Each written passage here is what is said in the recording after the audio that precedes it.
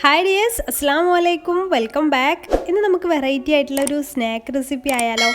അപ്പോൾ മൈദയും മുട്ടയൊക്കെ നിങ്ങളുടെ വീട്ടിലുണ്ടെങ്കിൽ എളുപ്പത്തിൽ നമുക്ക് തയ്യാറാക്കിയെടുക്കാൻ പറ്റുന്ന ഒരു സ്നാക്കാണിത്. അപ്പോൾ ഇതെങ്ങനെയാണ് പെട്ടെന്ന് തന്നെ തയ്യാറാക്കിയെടുക്കുന്നത് നോക്കാം. അപ്പോൾ നമുക്ക് നേരെ വീഡിയോയിലേക്ക് എടുക്കാം.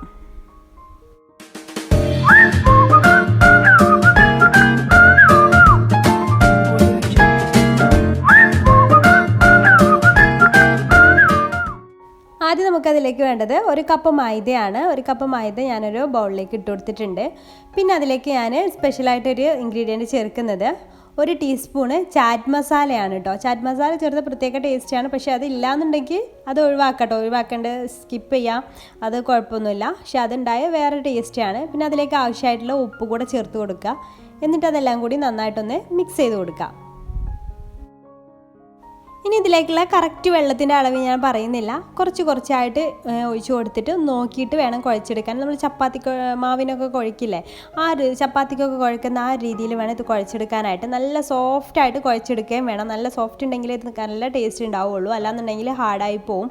അപ്പോൾ അതവിടെ കുഴച്ച് മാറ്റി വെച്ചിട്ടുണ്ട്. ഇനി ഇതിലേക്കുള്ള ഫില്ലിങ് റെഡിയാക്കുമ്പോഴേക്കും അതവിടെ റെസ്റ്റ് ചെയ്യാനായിട്ട് മാറ്റി വെക്കാം. ഒരു പാന് ചൂടാവുമ്പോൾ അതിലേക്ക് 1.5 ടേബിൾ സ്പൂണ് വെളിച്ചെണ്ണയാണ് ഞാൻ ഒഴിച്ച് കൊടുത്തിട്ടുള്ളത്. അത് ചൂടായിട്ട് വരുമ്പോൾ ഒരു സവാള ചെറുതായിട്ട് അരിഞ്ഞതൊന്ന് ചേർത്ത് കൊടുത്തിട്ടുണ്ട്. അത് പെട്ടെന്ന് വഴന്ന് കിട്ടാൻ വേണ്ടിയിട്ട് കുറച്ച് ഉപ്പും ചേർത്ത് കൊടുത്തിട്ടുണ്ട്. എന്നിട്ടത് നമുക്ക് നന്നായിട്ട് അങ്ങ് വഴറ്റിയെടുക്കാം.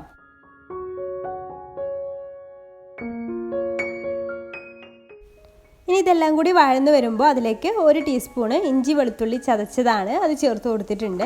അതുകൂടി ചേർത്തിട്ട് അതിൻ്റെ റോസ്മെല്ലൊക്കെ മാറുന്നവരെ നന്നായിട്ടങ്ങ് വഴറ്റിയെടുക്കുക. ഇഞ്ചിയുടെയും വെളുത്തുള്ളിയുടെയൊക്കെ പച്ച മണം പോകുന്നവരെ വഴറ്റിയെടുക്കുക. പിന്നെ അതിലേക്ക് ഒരു പച്ചമുളകാണ് ഞാൻ എടുത്തിട്ടുള്ളത്. നിങ്ങളുടെ എരിവിനനുസരിച്ച് എടുക്കുക. അത് വട്ടത്തിൽ അരിഞ്ഞതാണ് ചേർത്ത് കൊടുത്തിട്ടുള്ളത്. അതുപോലെ തന്നെ കുറച്ച് കറിവേപ്പിലയും ചെറുതായിട്ട് കട്ട് ചെയ്തിട്ട് അതും ഇട്ട് കൊടുത്തിട്ടുണ്ട്. എന്നിട്ട് നന്നായിട്ടങ്ങ് റോസ്റ്റ് ചെയ്ത് കൊടുക്കുക. ഇതെല്ലാം വഴന്ന് വരുമ്പോൾ അതിലേക്ക് ഒരു 3/4 ടീസ്പൂണ് മുളക് പൊടി ചേർത്ത് കൊടുക്കുന്നുണ്ട്. നിങ്ങളുടെ എരിവനുസരിച്ച് ചേർത്ത് കൊടുത്താൽ മതി. പിന്നെ അതുപോലെ തന്നെ ഒരു 1/2 ടീസ്പൂണ് മല്ലിപ്പൊടി ചേർത്ത് കൊടുക്കുന്നുണ്ട്. പിന്നെ ഇതിലേക്ക് ഞാൻ 2 നുള്ള് മഞ്ഞൾപ്പൊടി കൂടി ചേർക്കുന്നുണ്ട് കേട്ടോ. ഇനി ഇതെല്ലാം കൂടിയിട്ട് നന്നായിട്ട് അങ്ങ് വഴറ്റിയെടുക്കണം. ഈ ഒരു ഉള്ളിയിലൊക്കെ ഇട്ടിട്ട് അങ്ങ് വഴറ്റിയെടുക്കുക. അതിൻ്റെ റോസ്മെല്ലൊക്കെ മാറുന്ന വരെ നന്നായിട്ട് അങ്ങ് വഴറ്റിയെടുക്കുക. ഇനി ഇതിൻ്റെ റോസ്മെല്ലൊക്കെ മാറി വരുന്ന സമയത്ത് നമുക്കതിലേക്ക് 1 ടേബിൾ സ്പൂണ് വെള്ളം ഒഴിച്ച് കൊടുക്കുന്നുണ്ട്. നല്ലൊരു ഗ്രേവി ടൈപ്പിൽ കിട്ടാൻ വേണ്ടിയിട്ടാണ്. അതൊന്ന് നന്നായിട്ടൊന്ന് തിളച്ച് നന്നായിട്ടൊന്ന് ചൂടായിട്ട് വരുമ്പോൾ നമുക്ക് തീ ഓഫ് ചെയ്യാം. പിന്നെ തീ ഓഫ് ചെയ്തിട്ടുണ്ട് കേട്ടോ. ഇനി നമ്മൾ നേരത്തെ കുഴച്ച് വെച്ചിട്ടുണ്ടായിരുന്ന മാവ് ചെറിയ ബോൾസാക്കി മാറ്റാം. അതുപോലെ തന്നെ ഈ ഒരു സമയം കൊണ്ട് തന്നെ നമ്മൾ മുട്ട പുഴുങ്ങി വെക്കണം കേട്ടോ. ഞാൻ ഇവിടെ 3 മുട്ട ആദ്യം തന്നെ പുഴുങ്ങി വെച്ചിട്ടുണ്ട്. അപ്പോൾ ഈ ഒരു മാവ് വെച്ചിട്ട് 6 ബോൾസാക്കിയിട്ടാണ് ഞാൻ എടുത്തിട്ടുള്ളത്. ഇനി നമുക്കിത് കൈ വെച്ചിട്ട് അങ്ങ് പരത്തിയെടുക്കാം. അതിനു മുമ്പായിട്ട് മുട്ട ഒന്ന് നെടുകെ കീറി കൊടുക്കുന്നുണ്ട്.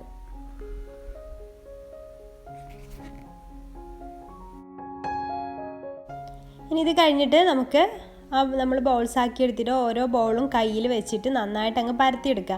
അധികം കട്ടി ഉണ്ടാവരുത്, എന്നാലും അധികം തിന്നും ആവരുത്. ആ രീതിയിൽ വേണം പരത്തി കൊടുക്കാനായിട്ട്. അധികം കട്ടി ഉണ്ടായാലും ഉൾഭാഗമൊന്നും ശരിക്കും ക്ലിയർ ആയിട്ട് വെന്ത് വരില്ല, ഒരു കട്ടിയായിരിക്കും. അപ്പോൾ അത് ശ്രദ്ധിക്കുക. എന്നിട്ട് അതിലേക്ക് ഫില്ലിങ് വെച്ച് കൊടുക്കുക. അതിൻ്റെ മേലെയായിട്ട് പുഴുങ്ങിയ മുട്ടയുടെ പീസും ചേർത്ത് കൊടുക്കുക. പുഴുങ്ങിയ മുട്ട ഇങ്ങനെ തന്നെ കട്ട് ചെയ്യണം നിർബന്ധമൊന്നും ഇല്ല കേട്ടോ. അത് നമുക്ക് ഇഷ്ടമുള്ള ഷേപ്പിൽ ഇഷ്ടമുള്ള ആകൃതിയിലൊക്കെ കട്ട് ചെയ്യാം. എന്നിട്ടിത് നന്നായിട്ടങ്ങ് സ്റ്റിക്ക് ചെയ്തിട്ട് ഇങ്ങനെ ബോൾസ് രൂപത്തിലാക്കിയെടുക്കുക. ഇങ്ങനെയെല്ലാം ഒന്ന് ചെയ്തെടുക്കുക. അതിനുശേഷം ഓയിൽ നന്നായിട്ട് ചൂടായിട്ട് വരുമ്പോൾ അതിലേക്ക് ഇട്ടിട്ട് പൊരിച്ചെടുക്കുക. ഇത് പൊരിക്കുന്ന സമയത്ത് നല്ല ഹൈ ഫ്ലെയിമിലിട്ടിട്ട് പൊരിച്ചെടുക്കരുത്. അപ്പോൾ ഉൾഭാഗമൊന്നും കറക്റ്റായിട്ട് കുക്കായിട്ട് വരില്ല, പുറം ഭാഗം പെട്ടെന്ന് ക്രിസ്പി ആയിട്ട് വരികയും ചെയ്യും. അപ്പോൾ അത് ശ്രദ്ധിക്കുക. ഒരു മീഡിയം ടു ലോ ഫ്ലെയിമിലിട്ടിട്ട് കുക്ക് ചെയ്താൽ മതി. ഇങ്ങനെ തിരിച്ചു മറിച്ചിട്ടിട്ട് 2 സൈഡും ബ്രൗൺ കളർ ആവുന്ന വരെ കുക്ക് ചെയ്തെടുത്തിട്ട് നമുക്ക് എണ്ണയിൽ നിന്ന് കോരിയെടുക്കാം. അപ്പോൾ നമ്മുടെ ടേസ്റ്റി ആയിട്ടുള്ള വെറൈറ്റി ആയിട്ടുള്ള മുട്ട വെച്ചിട്ട് തയ്യാറാക്കാൻ പറ്റുന്ന ഈവനിങ് സ്നാക്ക് ഇവിടെ റെഡി ആയിട്ടുണ്ട്. ഇതുപോലെ ബാക്കിയുള്ളതെല്ലാം ഫ്രൈ ചെയ്തെടുക്കാം. എല്ലാം ഇവിടെ ഫ്രൈ ചെയ്തെടുത്തിട്ടുണ്ട്. അപ്പോൾ എല്ലാവരും ഒന്ന് ട്രൈ ചെയ്ത് നോക്കുക. ട്രൈ ചെയ്ത് നോക്കിയിട്ട് ഫീഡ്ബാക്ക് അറിയിക്കുക. അതുപോലെ ചാനൽ സബ്സ്ക്രൈബ് ചെയ്യാത്തവരുണ്ടെങ്കിൽ പ്ലീസ് ഒന്ന് സബ്സ്ക്രൈബ് കൂടെ ചെയ്തിട്ട് സപ്പോർട്ട് ചെയ്യുക. അപ്പോൾ ഇൻഷാ അല്ലാഹ് പുതിയൊരു നല്ല റെസിപ്പിയായിട്ട് നമുക്ക് അടുത്തൊരു ദിവസം കാണാം. Thank you.